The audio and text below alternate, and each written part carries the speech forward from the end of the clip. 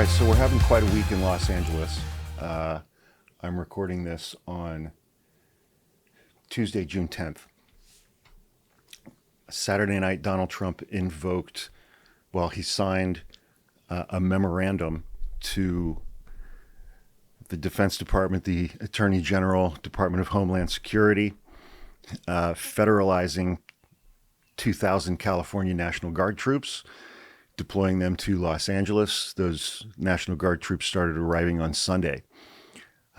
Sunday evening, Jonathan V. Last, JVL, put out an emergency triad. So anybody who's followed me for any period of time knows that I highly recommend the Bulwark website along with the Atlantic and Talking Points memo to get us through this period of time. Again, for those of you who don't know me, my name is Hawk. I'm a trial attorney living in the Bay Area and kind of a politics and news junkie. And so I talk quite a bit about current events. If you like this video, please click like, leave a comment, subscribe to my page. It is free. There's a lot going on right now. There is a lot to keep track of. And just a week ago, we were starting to watch the crash out between Elon Musk and Donald Trump, and here we are. Overnight, 700 Marines from 29 Palms left 29 Palms to be deployed in Los Angeles. Donald Trump federalized another 2,000 National Guard troops from California for a total of 4,000. And I've spoken at great length about how that is illegal for Donald Trump to do that relative to the Marines. He has not, in paper, in an order, in any form, invoked the Insurrection Act. That is the only exception to the Posse Comitatus Act, which makes it illegal to deploy the United States military on U.S. soil to conduct law enforcement activities. So let's talk about these two newsletters from JVL at the Bulwark. One came out Sunday night, one came out yesterday morning, Monday morning, and they go hand in hand. The first one is titled The Most Dangerous Week in American History So Far. And he starts out this newsletter the way that I've been starting out some of my videos lately.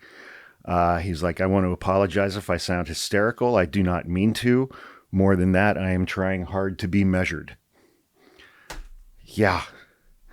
The problem is that this week is bringing us closer to the sum of all fears. When you simply describe what's happening out loud, it sounds crazy. It really, really, really does. This is not how I envisioned spending my mid-50s in the United States of America. Anyway, JVL continues. So his triad newsletter that he puts out each morning, it's triad because there are 3 parts, 1, 2, and 3. And again, please subscribe to the Bulwark. JVL's newsletters and their podcasts are one of the main ways that I stay informed about what's going on. And JVL's newsletters always make me think. And he's a very good writer, too. There's rarely an ounce of fat on anything that he writes, something that I am deeply appreciative of. First part, confluence. There are 3 seemingly unrelated things are happening this week, which will combine to take us to a place our country has not been since Reconstruction. One of these things has already happened. Another is happening right now, today. And the third will happen 6 days from now. Walk with me through this latest nightmare scenario. Last Friday, the President of the United States broke the richest man in the world, Elon Musk. Everyone was amused by the Trump-Musk feud last Thursday, as was I. But as I suspected, the president emerged from the episode with even more power. After less than 24 hours of public hostilities, Elon Musk began deleting tweets, attacking Trump, and making conciliatory noises in response to mutual friends, such as fellow billionaire investor Bill Ackman. On Friday morning, Trump toured the media to underscore how little he cared about Musk, but instead of de-escalating, he mentioned Elon Musk's drug use.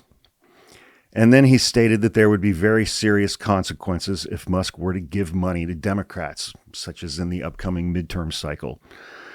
And then he asked the question, would you like to see the list of tech oligarchs and free speech absolutists who rallied to Musk's side after Trump leveled this overt threat?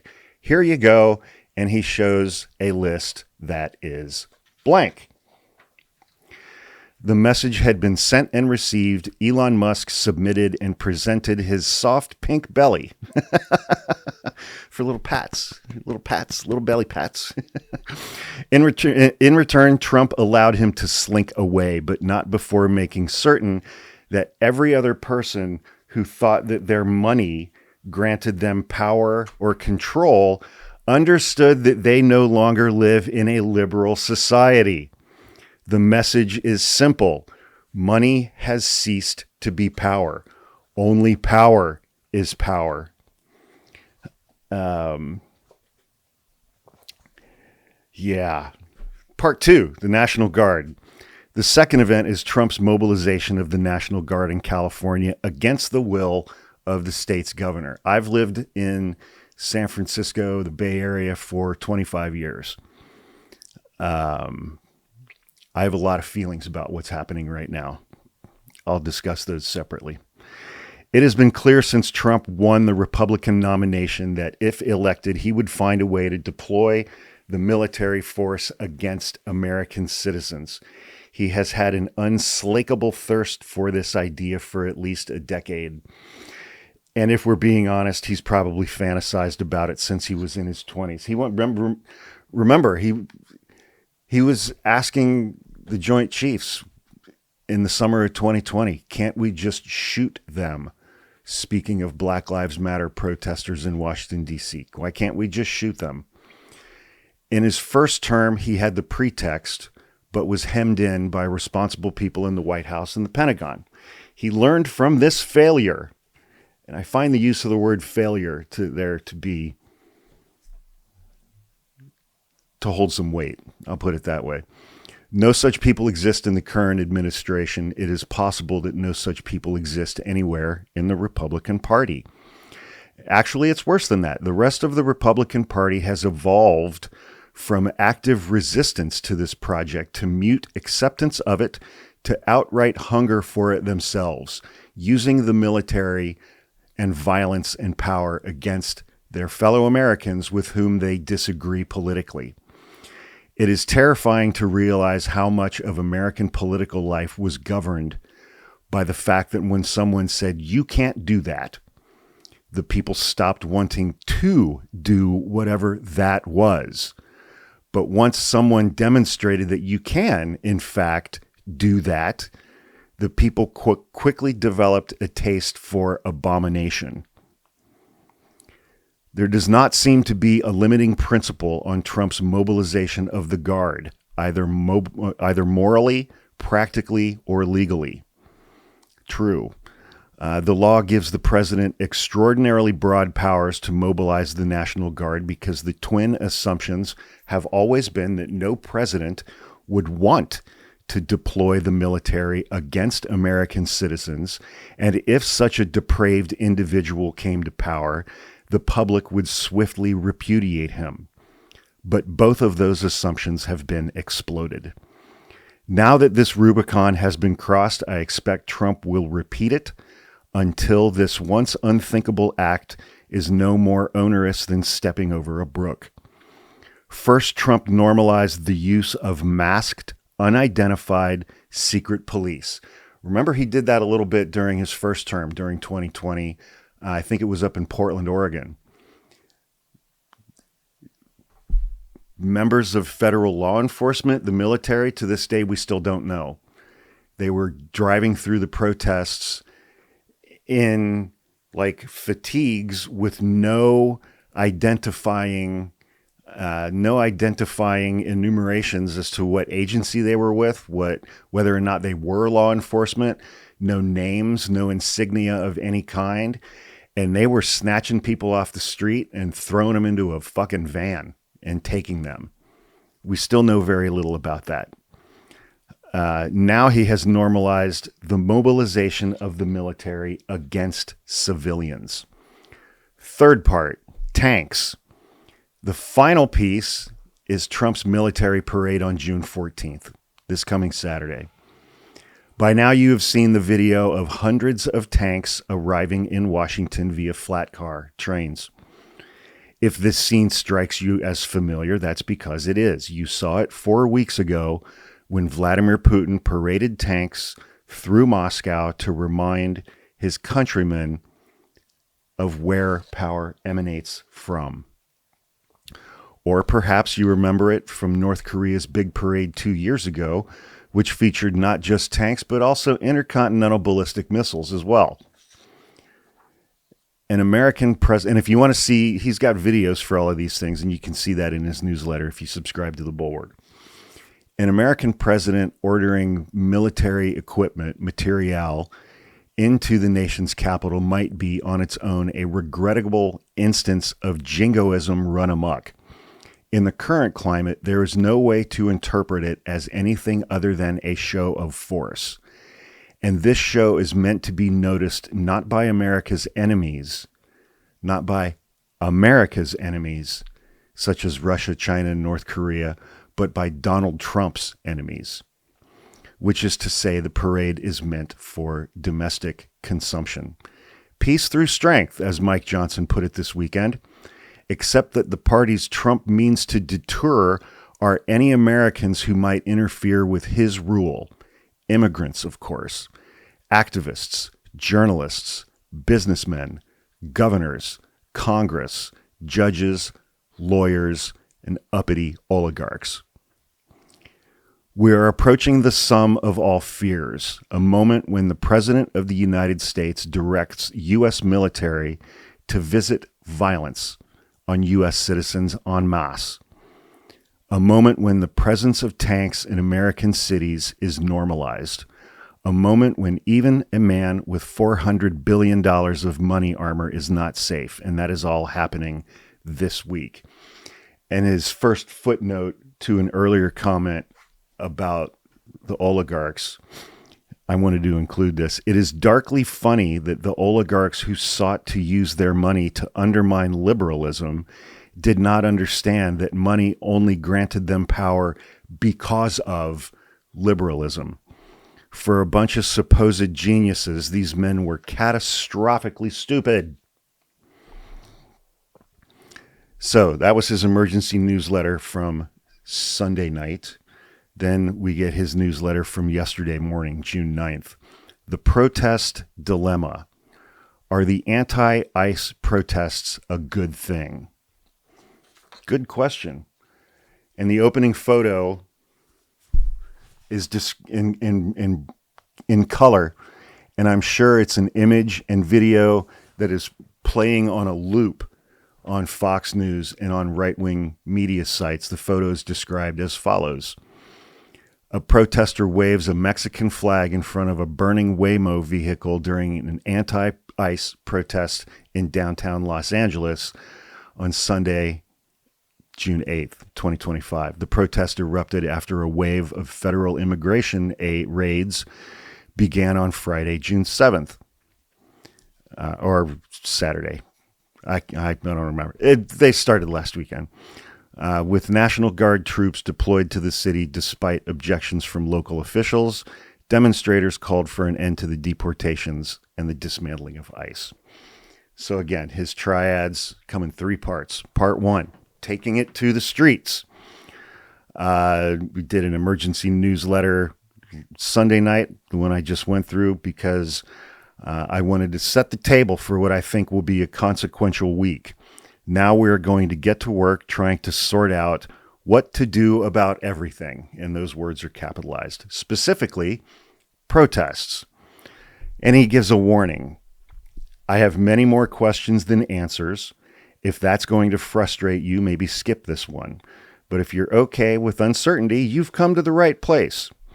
We're going to talk about all of this and work through it together in the comments. But wait on that. I want you to read the whole thing and pause a beat before you engage. Let's start with the things we know. Number one, and there are 5 categories here. Protests can be powerful tools. True. 2, not all protests are productive. Did the Occupy Wall Street protests accomplish anything concrete? How about Black Lives Matter or the Gaza protests? Some protests are powerful enough to topple regimes. Some protests accomplish little.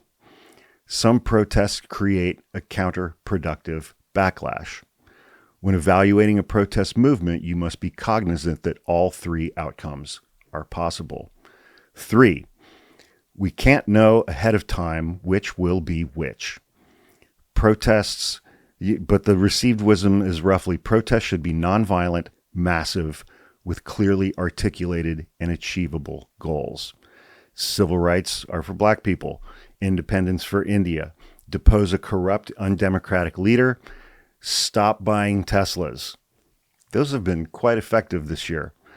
The more diffuse and theoretical the goals, the harder they are to achieve. 4, sometimes a ruling regime wants a protest movement as a foil. It is sometimes the case that a regime does not realize it has gone too far and created a societal backlash. In such cases, the regimes are often caught flat-footed by the popular rebellion. But in other cases, the government will summon a protest movement into being on purpose in order to polarize actions that otherwise might be broadly unpopular. I mean, Trump flipped a switch and these protests started. He descended ICE on Los Angeles last Friday. And they started their raids on Friday and on Saturday. And by midday on Saturday, there were massive protests. He started this on purpose. He lit this fire and wants to be rewarded as the chief arsonist. And JVL recognizes that's the scenario that we're in right now. 5, protests cannot go on indefinitely. They have a shelf life. A protest movement, even a peaceful one, creates turmoil, the equivalent of a psychological breakdown at the societal level, which means that they either come to a head, at which point there is a catharsis for good or bad, or they just dissipate. The pathway they take is determined by a multitude of exogenous factors, but a big one is the geography of time and events. A protest leading up to, like an election, can be a powerful thing because it is aimed at a focal point. It promises a finite, predictable endpoint. Protests lasting longer than a year or 3 are relatively rare. Section 2 of his newsletter. Questions. Now let's be real about what we don't know. Just because a regime wants a protest movement to fight against doesn't mean their calculations are correct. It is probably true that Trump chose to escalate deportation arrests in Los Angeles in the most confrontational way possible, in the hopes that the city's residents would object. It is absolutely true that he needlessly mobilized the National Guard in hopes of provoking a confrontation between protesters and the military that he could use as a pretext for his next escalation. And this was written before the Marines were deployed. But do you think he needs a pretext? Trump has proven over and over that he will escalate no matter what. Denying him a pretext isn't going to stop the next escalation. To put it simply, just because Trump wants protesters in the streets doesn't mean that protesters shouldn't take to the streets. The calculations here have to be made at a higher level. There is no perfect protest movement. Really important point here. Many people are generally in favor of protests as long as they may remain non-violent. But that's impossible to promise. Put a large number of people together and some bad thing will happen somewhere. If 10,000 people peacefully assemble in LA and one person throws a frozen water bottle at a cop, the protests will be characterized as violent. Thank you, CNN and Fox News. Here's the part where I want to say that the best a movement can do is aggressively police its own side and disavow violence completely if it wants to be effective. But is that necessarily true? Trump's Stop the Steal movement was expressly violent. in the most confrontational and documented way possible. Trump's cause did not suffer because of that. On the contrary, the initial disavowals of violence gave way to a winking acceptance of it, which eventually became lionization of the violent protesters as patriots and martyrs. I don't know how to square this circle, and I mean really square it. I understand that squishes like me will say that nonviolence is the key, while more militant people will talk about direct action. But put aside your priors and try to explain to me, why do some protest movements benefit from violence while others are hobbled by it? And he invites readers to have a discussion in the comments of this newsletter, which is one of my favorite things about the Bulwark. Section 3, last section. It doesn't matter what you think. There is a lot of prescriptive discussion about protest going on right now. Much of it useful. I'm certainly learning from it. But at the end of the day, it's important to realize how powerless these conversations are, except as tools for deepening our understanding. Look, this is a country with a population of 330 million. People care about what they care about. If it turns out that some percentage of this country cares deeply about what mass deportation looks like in practice, then they are going to protest. And it doesn't matter if you or I think it unwise or being done suboptimally. Protest is, almost by definition, an organic construct. And our ability to stoke it or stop it, to mold it or influence it is limited. Protest is like culture or society or a chemical reaction. It has a life of its own. So please be honorable and please be careful. So, thank you for watching. Please click like, leave me a comment, subscribe to my page. Please also subscribe to the Bulwark. It is an invaluable resource for me. And people pretty frequently ask me, what websites am I relying on these days? And the Bulwark is definitely at the top of that list. Thanks for watching. I'll see you guys soon. Be safe.